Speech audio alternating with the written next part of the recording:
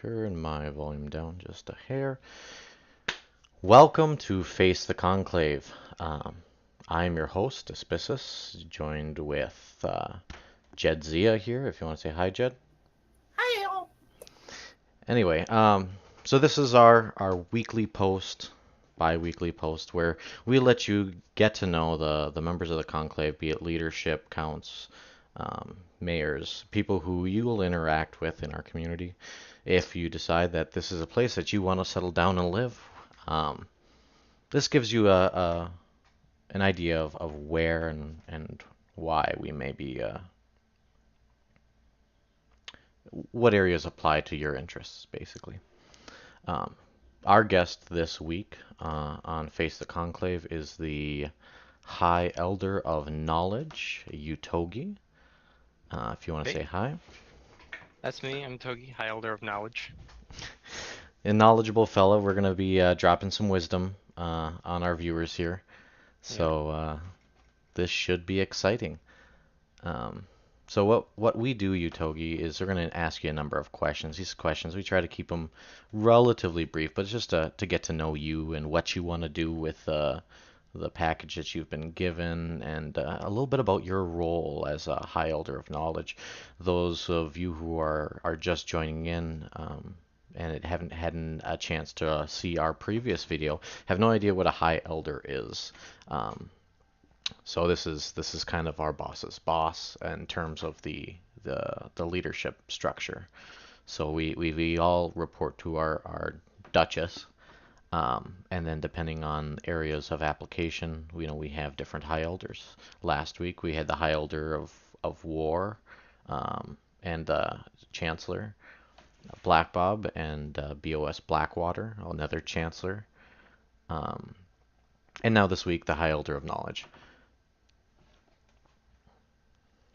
So we're going to jump right in, and we're going to ask you a few questions, focusing primarily on you as an individual here. So the first one we start out with, and to break the ice, how did you decide your gamer tag? Where did Utogi come from?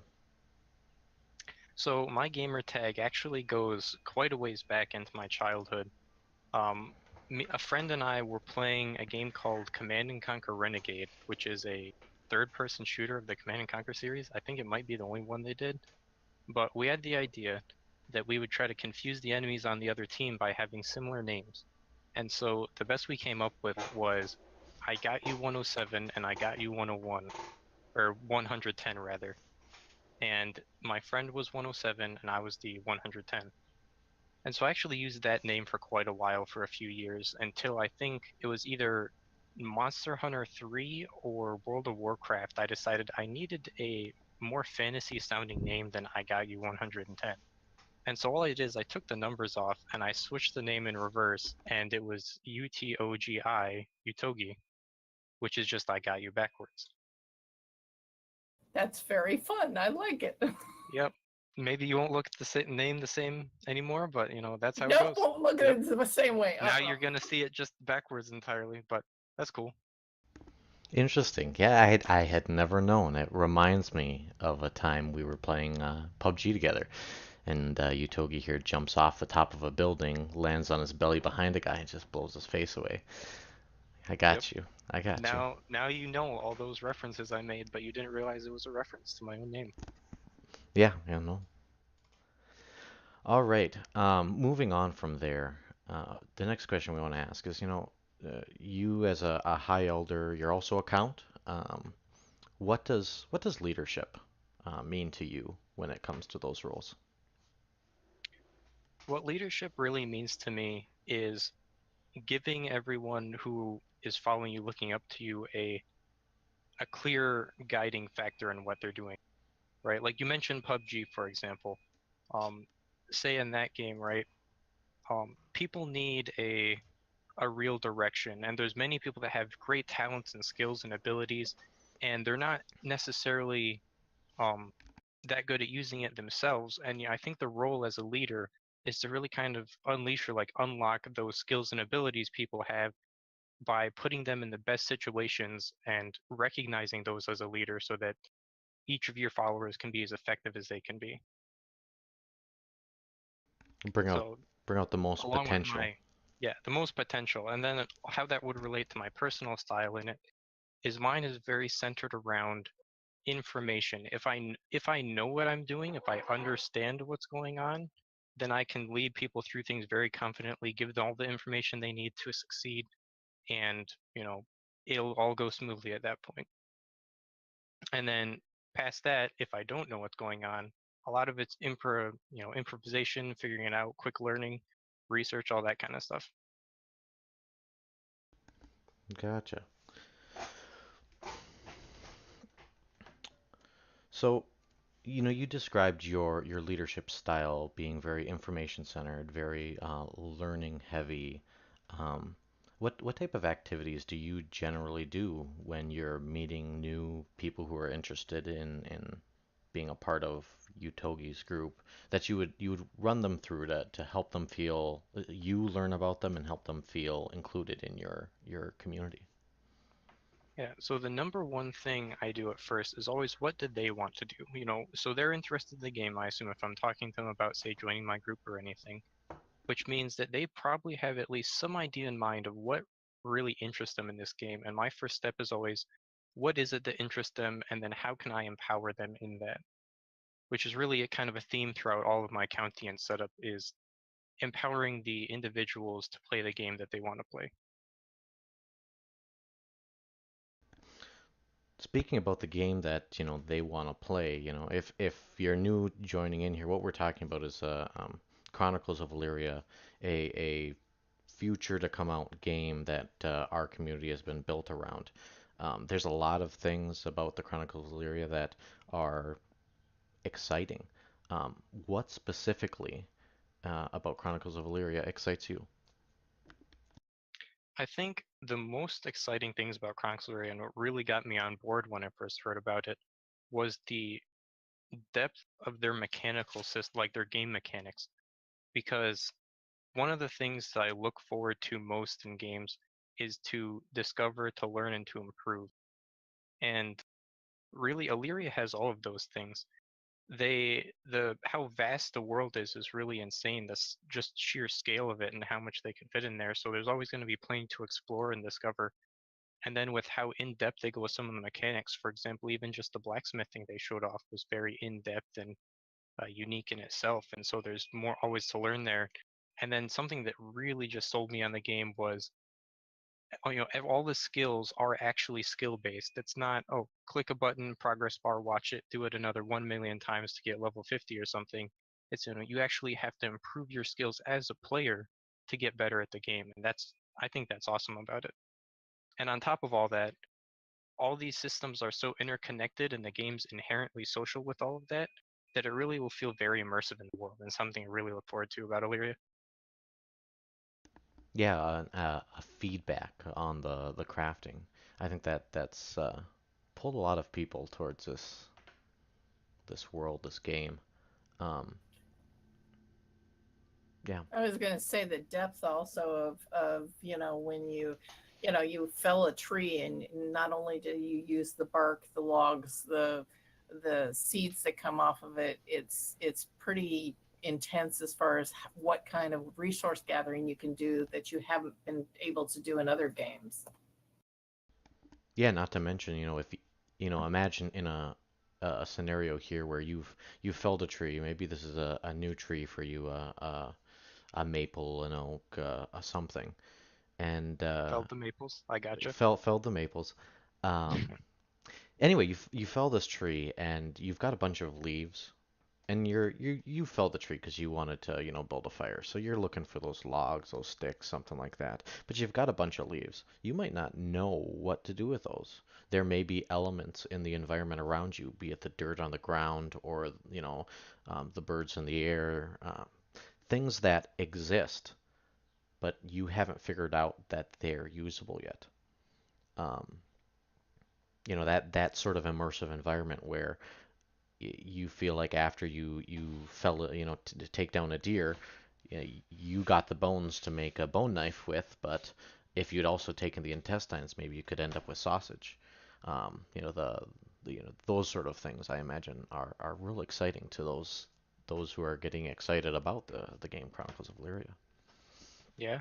It ranges everything from just simple gathering, what can I pick up, what I can't, to, maybe there's this huge underground rune system that people have never found. You just don't know. And that's what's really interesting about it. So working our way along our list here, your account, Utogi, and are you planning to use your account name? You're not going into a different family here, or? Yeah, I will be using my own bloodline name. Perfect, perfect. So what we're looking for here now is, to tell us a little bit about your family history, a little bit about the name that you've chosen. Okay. So my character name initially is going to be Matthias Aeonios.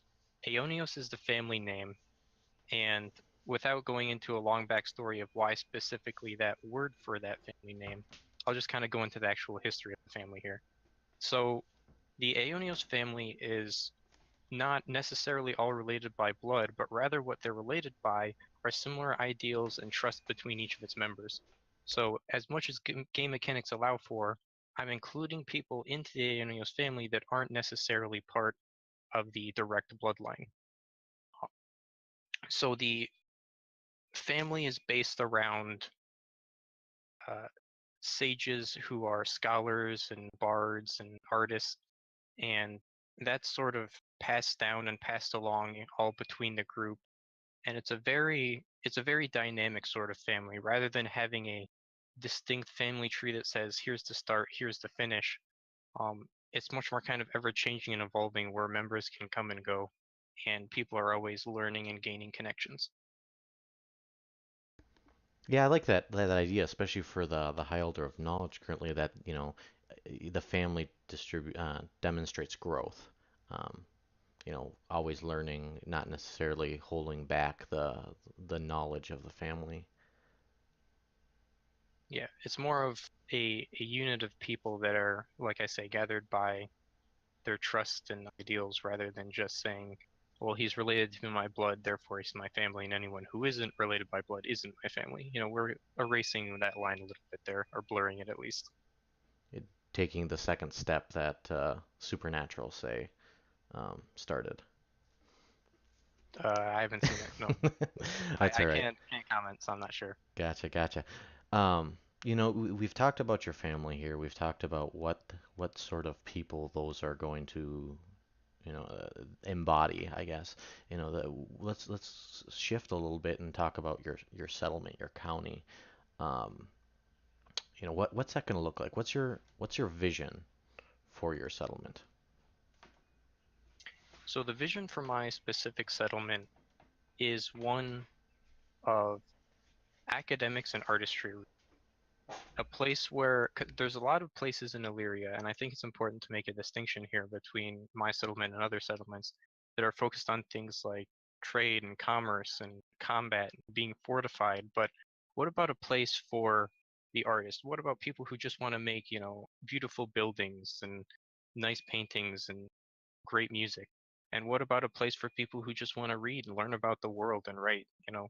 So my settlement is going to be really focused around providing a place for people to learn and grow in knowledge and in skill, as well as giving people a place to express themselves in art in Illyria, as well as gaining skill in art. Very, very different uh, com- uh, complexion from what Boss and Black Yes, Bob are going to run. Very, very different. quite a distinct contrast there between my settlement and the previous interviewer's settlement. It's going to be, and that's one of the things that I find really exciting is as the availability of changing the world and making it so different in from one county to the next county. And you look at that in an old fashioned MMO to what we're looking at in Illyria, and it just one of those things that just gets my blood pumping. It's like, okay, we go from the arts and the ability to really research into that, and research into music and scribing and all that other kind of fun stuff, and even maybe put on operas, and it's like, oh wow. Then you look at war, and then you look at the common farmer, and it just so neat. Hmm. It's really great, yeah. So that was specifically for your city and that the thoughts you're having about there. I'm assuming that what you assume for your town, parallels to your county and vice versa, right? Yeah, so the my settlement being the capital or the county seat of the county, it has a implication leading into how the county works compared to how the settlement works, right? So with being based in artistry and academics, that spreads out into the rest of the county as well. And that's actually what most of my mayors are focused on, additionally, is research and exploration. And so Etheria as a county is really focused on um, gaining information and knowledge and learning through discovery, like people actually going out into the world and gathering these things, as well as discovering it through the game mechanics of research and craftsmanship. So Etheria as a county is very focused on those elements of the game. So And we you plan on, sorry about that. What were you no, saying? no, that's right. So I was just specifying, you're catering to the adventurer type people, the Yes, people, very much the adventure type. whether it's in the mind or in the body, people who want to go out and map the world, or people Hmm. who want to, figure out new ways of applying their trade or skills. Um, that's what Yeah, you're and as catering a to. county, I'll be sponsoring that as much as is viable. So instead of just saying, "Oh, you're an explorer, we'd like for you to come here and then just do your thing," I'd be willing to even go out of the way to say, "All right, I would be willing to dedicate county resources to funding like exploration expeditions. Here's this tallest mountain in Illyria we found. How about County Etheria is the first one to get to the top of it? Or let's go to the deepest depth of the caverns. Getting to those extremes and finding those kind of things is what I think really is a goal, like a primary connecting goal of the group of Etheria. In Well, that, I was having a discussion the other day, in fact, with Ella, and we were talking about the Adventurers Guild that is being kicked off. And they don't know if they're going to go as a guild or an association, but it's still being talked about very highly at the moment. Hmm. And so, are you part of that organization and or part of those discussions? Yeah, I'm very much part of those discussions, as well as multiple people in my county are focused on. Grislin is one good example who's very focused on getting that up and running, not necessarily administrating it, but very much in favor of the idea. And I, as a count, am full support of something like that. So I'm looking forward to having any hubs or any way I can integrate that into my county so that there is a place for adventurers and explorers and cartographers and astronomers and the like. So the first planetarium is going to probably be in your property, huh? Quite possibly. How As well as fun! that, I look forward to working with other counties. For example, I believe Ruthgar may be focused on some school and academics. So as much as I can work with others to advance really technology is what I'm looking forward to doing. so, in forwarding technology information, being the first person on the mountain or the first at the bottom of a cavern, you're going to have access to a lot of information. This is a little bit of response to our chat here, but, have you thought about what sort of dissemination, how How that I'm going to information, deal with all of the information. how you're going Yeah, to how deal I'm with going all to the deal with all the information? management. Well, dealing with the management, but also, are you a hoarder? Are you a disseminator? You have implied thus far that information that comes into the county, may be chopped up and made in a more palatable form for the citizens of the area. Can you see yourself putting out something like a farmer's almanac that helps people in the area um, understand, different factors about the region? Absolutely. That all ties back in with what I was originally saying about a county. A county focus is I really want to empower each of the players individually. So, and both individually and as a group. So, for example, even if it's just a farmer, farmers are of course welcome in theory. We're going to need food. We're going to need people who will fill out these different tasks. And one way to support that is I want to make sure that they have all the information and resources they need to play the game they want to play, which is in some people's cases farming or baking or blacksmithing, anything like that. It's taking this information, and information just by itself isn't actually useful, just having the information there. But what's really useful for is when you apply it to something, when you use it in decision making. And that's what I want to give the people is, information, because knowledge is power. It allows them to do what they like. So, you've described this county, you've described your city. Um, for people who are excited, who want to get involved in your county, your city, your areas there, the community at large around Etheria, what is the leadership potential leadership structure that you have in your settlement? What openings? What are you looking for with people, I guess? In terms of leadership, I'm planning on it being very much merit based and trust based. So those who show the most enthusiasm and skill and potential towards a role are going to be the people who are accepted, as well as there will be periodic times where the leadership is evaluated. So even if we have someone in the role who's good at it right now, there could be possible where there's someone who's even better in that role, and perhaps the person in the role just wants to take a break. So there will be times where we kind of look at the leadership and decide, okay, do we want to switch any of these out, or does it need to get changed up, or are we good as it is? And some of those specific roles I've actually fleshed out a little bit.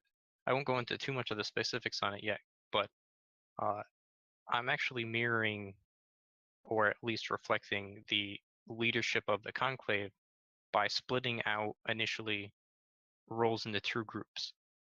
So I have what's called the Binal Sages. The Binal Sages are the counterpart to me as a count, and both of them would rival my decision making as a count and inform me of different things and share responsibility in that way. Beneath each of the Binal Sages, and Binal implying there's two of them, so there are two Binal Sages, and beneath each one of those are four ministers, each a head of a certain field, such as research or craftsmanship or justice. And at the moment, I'm not really focusing on those roles too much until it's necessary to start thinking about implementing them, because we're still, in pre-alpha, it's not quite necessary to start those out. But there will very much be an opportunity for people who are enthusiastic about the game and interested in leadership and skilled at it to have a place in Etheria actually using their skills and benefiting other people, and actually receiving themselves from it as well, because good work shouldn't go unpaid, really, or uncompensated at least. Yeah, mirroring what we use in the conclave. It's a good idea. It's a good structure. We're when we talk. So you described what the leadership would look like. And we've touched on this briefly before, but I'm just trying to reiterate for those of us who are watching in the future. Citizens who want to look into Etheria. Etheria is the place where you explore, where you learn. If you want to use your own words to describe it further, I encourage it. But Yeah, so it's definitely exploring and learning, and I want to really emphasize that that's on all levels. It's not just there, there's definitely a place, and it's great for people to learn and explore the deepest caverns and find ancient ruins, but it's also a place for, the baker and the candlestick maker to come and learn about how do you make, a new kind of candle, or how do you make, a tailor, how do I make this new kind of dress that I like? That's all part of it as well. Well, that you can come also to the House of the Weavers, and we can trade patterns on that. Yeah, that'd be good. And then definitely with me and my cookbook specifically, we'll trade recipes back and forth. Like I say, as much cooperation and collaboration as possible, because really there's information that'll be dispersed all over the place in all different formats, whether it's just kind of meta information and knowledge, or like actual crafting recipes and blueprints, or even just player skill that some players know how to do things others don't. It's really best to reach out and not just isolate yourself, I think. So are you planning on being on the interior of our duchy, or are you planning on being on the borders and outskirts? I'm not necessarily planning on exterior or interior, although I'd be leaning away from very active conflicts. So because of that, I'd probably lean towards more of an interior position where we're a bit more stable and secure and we can focus on things that we're doing rather than defending against like an outside force or having to go and like trade with people outside of the duchy or county and that sort of thing. So probably more interior, I would say. Okay, good deal.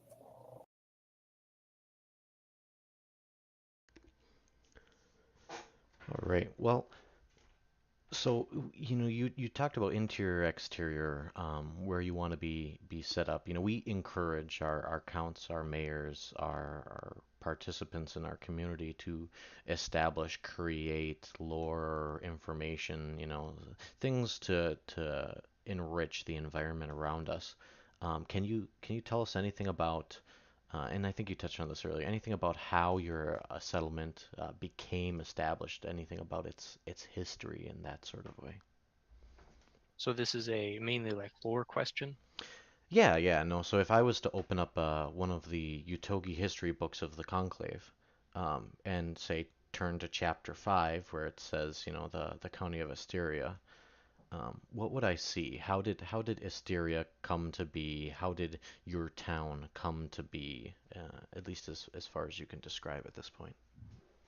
You mean Etheria, but on how Etheria came to be, the it's so the I think we should so before we get into that, it's all kind of interconnected. So the it's very related to the Aeonios family as well as the Etherian people. So the Aeonios family are the leaders, in a sense, the sages of the Etherian people traditionally, and they were in previous generations actually exiled from lands after a great war happened in Illyria.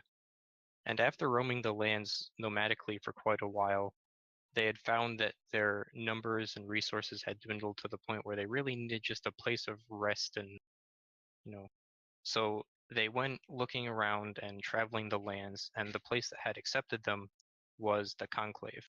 And so finding rest in the Conclave allowed them to settle down more permanently, start actually regrouping and developing their town with architecture, setting up libraries so they can record their knowledge again. As when they were traveling nomadically generations prior, most of the information was actually just passed on orally rather than through writing because they didn't have the resources at the time to just write it all down in books.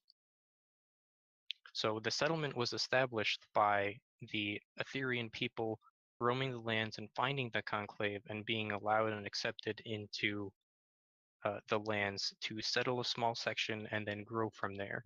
And that's what's been happening actually in Etheria the past few in-game, not in-game years, but I say last generation probably.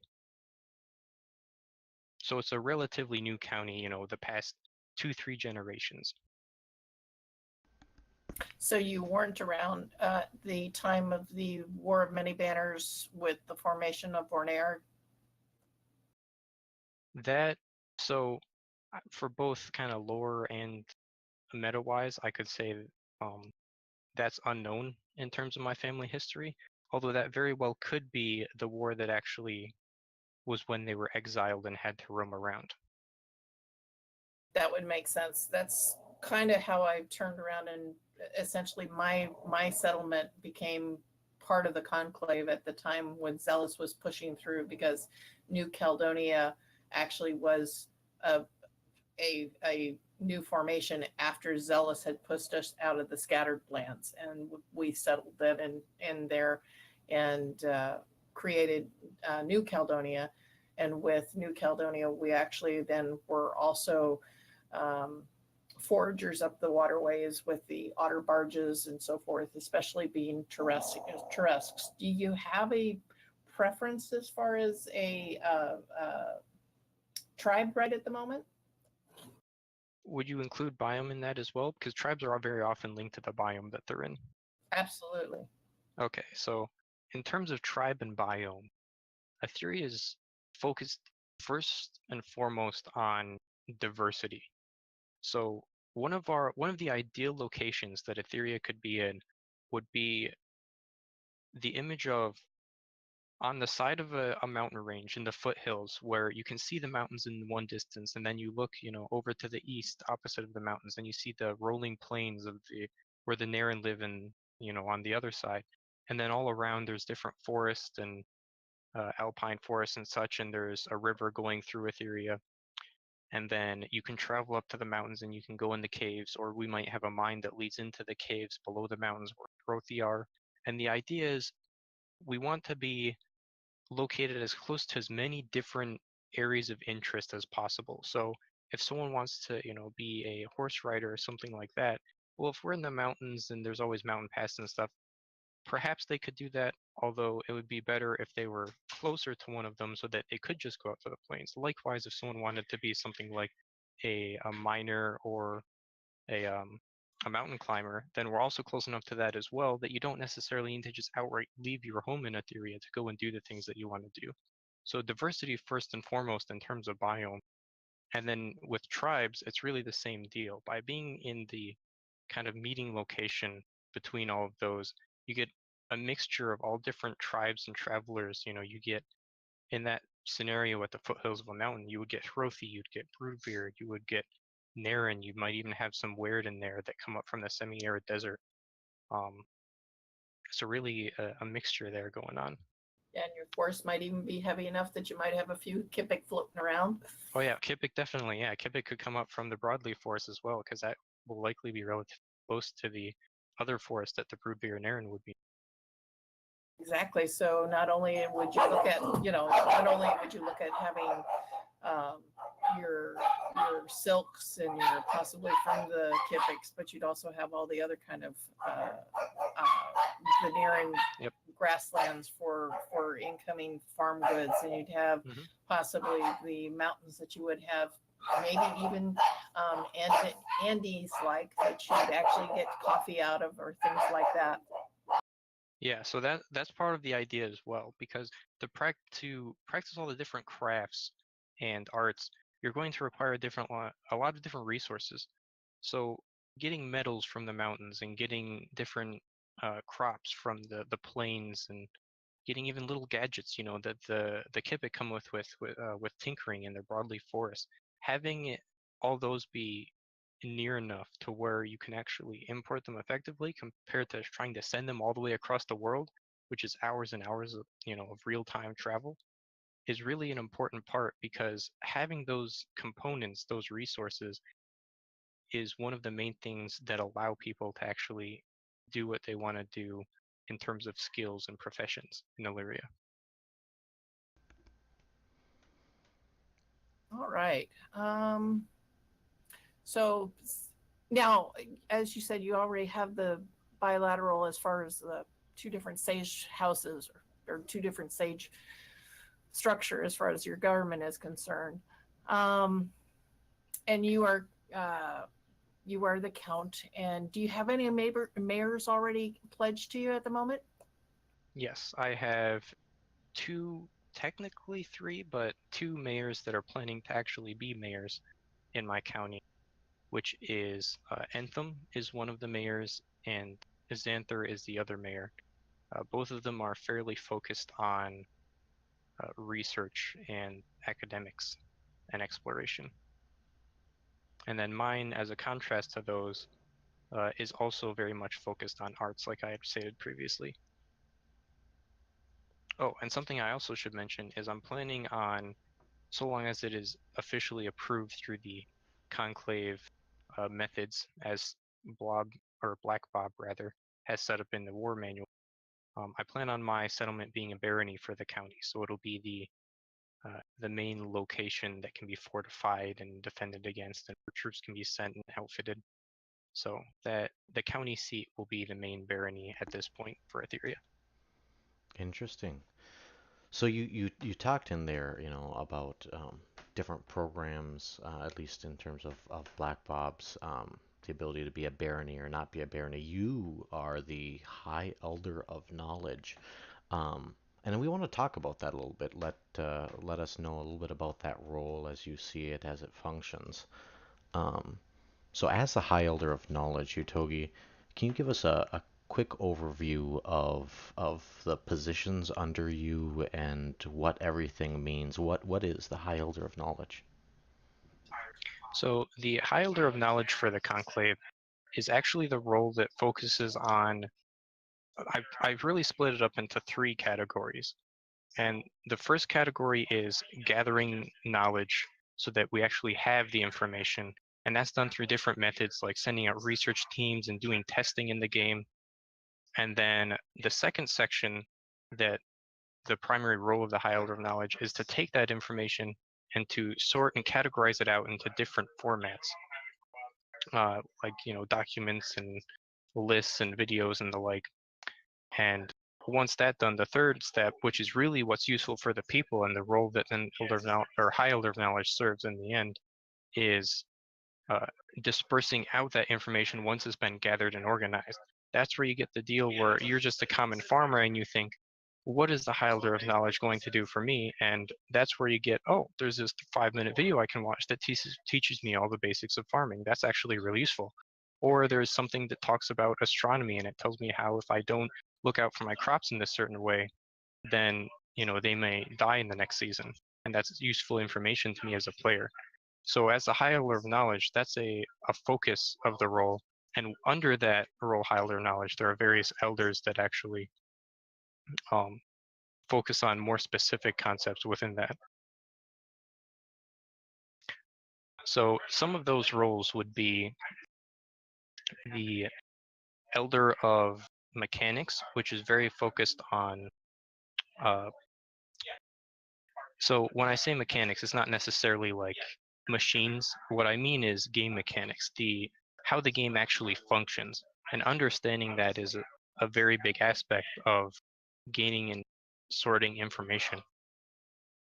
So that's a very important role that really I'd be looking to fill as soon as possible, because even now though we're not playing a game, we actually have information on many mechanics of the game, and it can even be hard to sort them all out at this point, what we know, what we don't know, and how we can use that information. So that's one important role. Another important role is the Elder of Academia, which is focused on actual in-game research and the coordination between all the schools.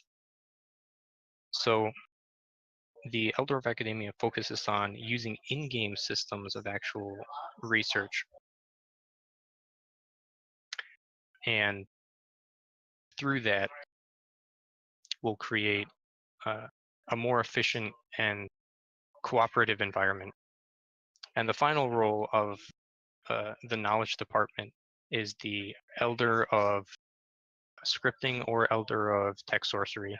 The name kind of goes back and forth, but the idea is that's the person for the conclave as a whole that does a lot of the kind of IT tech stuff, like setting up websites or handling different roles and permissions. And that's, as a community, that's just all around a very useful role that I think Black Bob actually mentioned it last stream, and that is certainly another thing that we'd be looking to fill as a group. Aren't we looking at them also for specifically offline scripts, so that once the game does go live, we do have a in-house developer specifically for those scripts, because we know that we'll have some of them that will be pre-prepared and prefabricated, but we will need somebody to enhance that whole breadth of offline scripts. So that is something else that now, are they coding that in JavaScript or are they coding that in C++? Do we know? Well, that's one of the main things of why we would really look forward to having a Elder of Sorcery or Tech Sorcery, is so that they could actually be sorting those kind of things out. Because the more that I personally would need to look into, okay, what's the scripting language and how do we script and how are we going to review these? The more I look into something specific like that, the more it detracts from my focus on other areas and more of the overall picture and what we can do as a group in the kind. So that's not something I'm actually sure of right offhand, what uh, programming language they're using. But yeah, that's definitely something that the elder of scripting would be focused on, is making sure that the Conclave as a group has access to and the means to create good OPC standing for offline player character, which is a mechanic in Illyria, good OPC scripts so that no one's kind of getting shorted out, or they have the scripts that they really need to play the game correctly or appropriately as they want to. Yeah, OPC scripts are going to be a huge thing. I know we've got a lot of people in the community right now that are excited to know more. Just an FYI to those who are listening in today, this may have changed. I don't think it has at this point.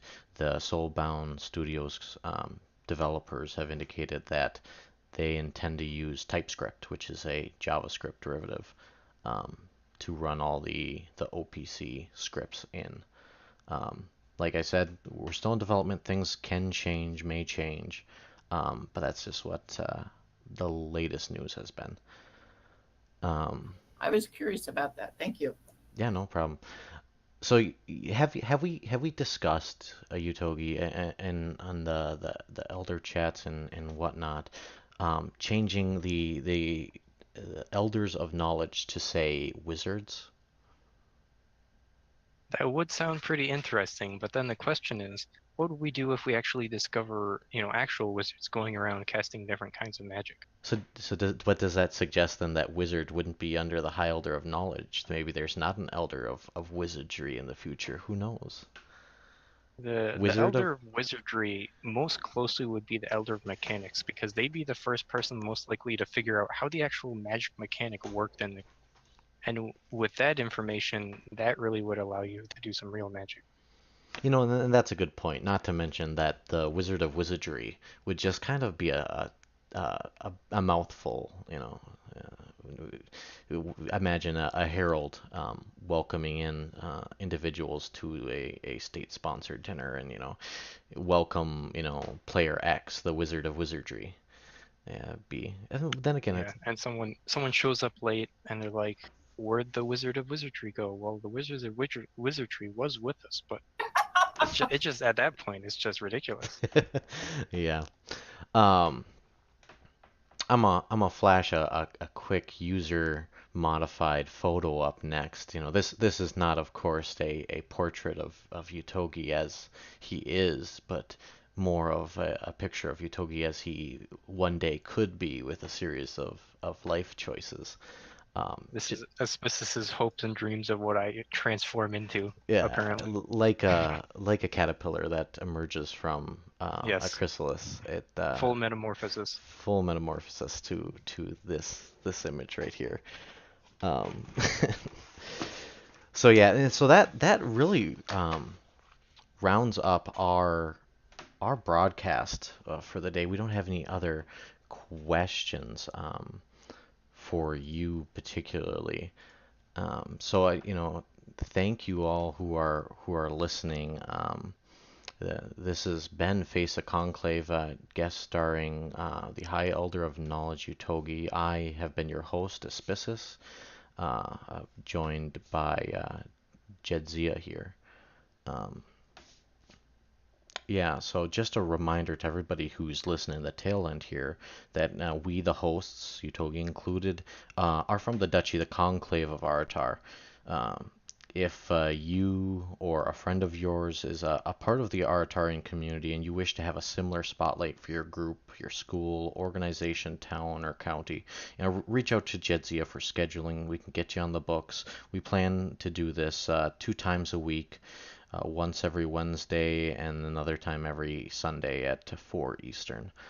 Um, if you have a topic that you'd like to talk about with the community, uh, be it crafting or say politics. I know rumors have been a big ticket item here. The economy. Say you want to talk about the deviant lifestyle, the PvP lifestyles. Reach out to me, Aspicis, and we can put something together in a format that we can discuss. Thank you all for listening. Have a great day, all, and long live the conclave. Long Yeah, live the thanks for conclave. tuning in.